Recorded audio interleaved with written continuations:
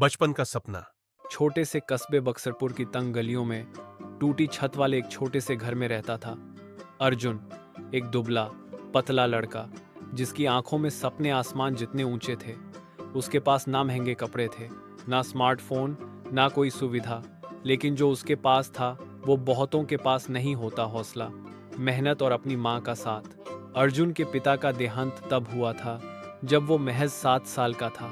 उसके बाद उसकी माँ सरस्वती सिलाई करके घर चलाती रही। 2 वक्त की रोटी भी कभी कभी मुश्किल हो जाती, लेकिन माँ ने कभी अर्जुन के सपनों को छोटा नहीं होने दिया। अर्जुन को बचपन से ही अभिनय का शौक था। मोहल्ले की रामलीला में वो जब भी किसी किरदार को निभाता, लोग दांतों तले उंगली दबा लेते। उसके चेहरे के हाव भाव, संवाद बोलने का अंदाज और आंखों की भावनाएं सब कुछ असली लगते। माँ उसे देखकर ताली बजाती और कहती, एक दिन तू टीवी पर आएगा बेटा, पूरा देश तुझे देखेगा। लेकिन हकीकत इतनी आसान नहीं थी। स्कूल खत्म होते ही अर्जुन गांव के छोटे से थिएटर ग्रुप में काम करने लगा। कभी मंच सजाता, कभी पर्दा खींचता और कभी मौका मिलता तो एक छोटा सा रोल भी निभा लेता। पैसे कम मिलते थे, लेकिन हर किरदार उसे मंजिल के एक कदम पास ले जाता।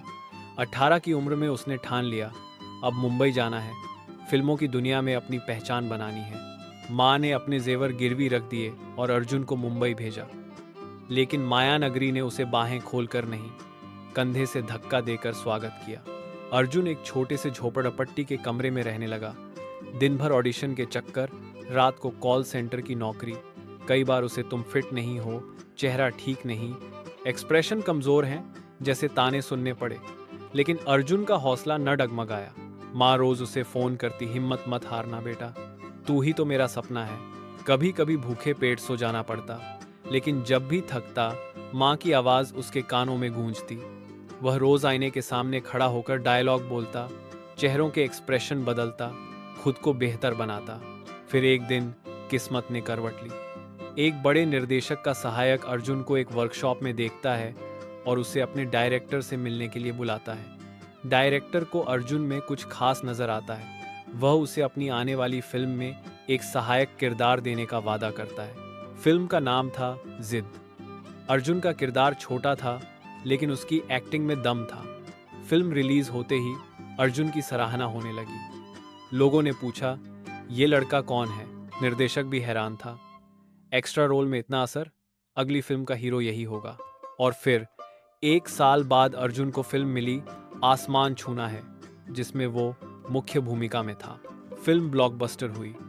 अर्जुन की तस्वीरें हर अखबार, हर टीवी चैनल पर छा गईं। जब अर्जुन ने फिल्म फेयर अवार्ड जीता और मंच पर खड़े होकर कहा, यह अवार्ड उस औरत के नाम जिसने मेरी भूख से पहले मेरे सपने देखे।